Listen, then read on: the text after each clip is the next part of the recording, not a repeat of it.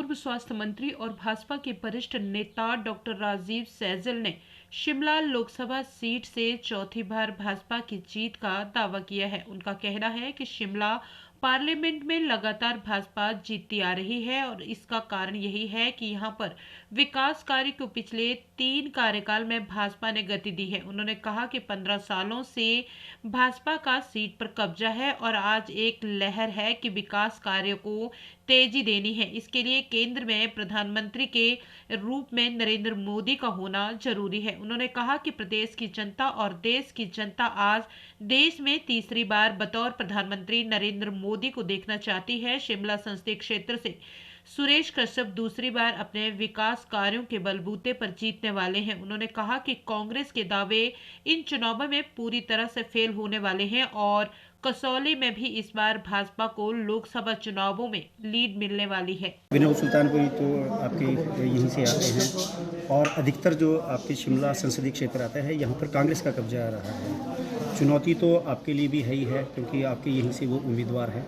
साथ ही पूरे एरिए से किस प्रकार से वो आप लड़ पाएंगे, क्योंकि अब तो जो कांग्रेस के रूठे थे वो तो घर एक एक करके घर वापसी कर रहे हैं, लेकिन भारतीय जनता पार्टी का जो है वो बागी अब कांग्रेस से उम्मीदवार भी बन गए हैं। देखिए, यहाँ हमारे निर्वाचन क्षेत्र के अंदर तो और इस पार्लियामेंट्री में मैं कहना चाहूँगा कि पिछले 15 साल से भारतीय जनता पार्टी का कब्जा है। हालांकि हमारे निर्वाचन क्षेत्र से जो है वो कांग्रेस पार्टी के उम्मीदवार हैं विनोद सुल्तानपुरी जी कसौली से। लेकिन देखिए, एक वातावरण है आज देश के अंदर और नरेंद्र मोदी जी के व्यक्तित्व का और उनके द्वारा जो काम किए गए हैं और उसके द्वारा जो छवि नरेंद्र मोदी जी की लोगों के दिलों में बनी है उसको मिटाना मुश्किल है।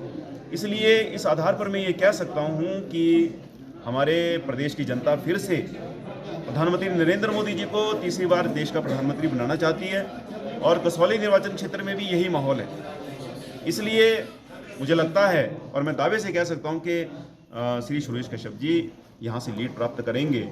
जो आपने अन्य जो प्रश्न किया है, किस प्रकार की परिस्थितियाँ और क्या है, उसके ऊपर मैं ज़्यादा टिप्पणी नहीं करूँगा, लेकिन मैं ये कह सकता हूँ कि आज पूरे प्रदेश में एक ज़बरदस्त वातावरण जो है वो भाजपा के पक्ष में है।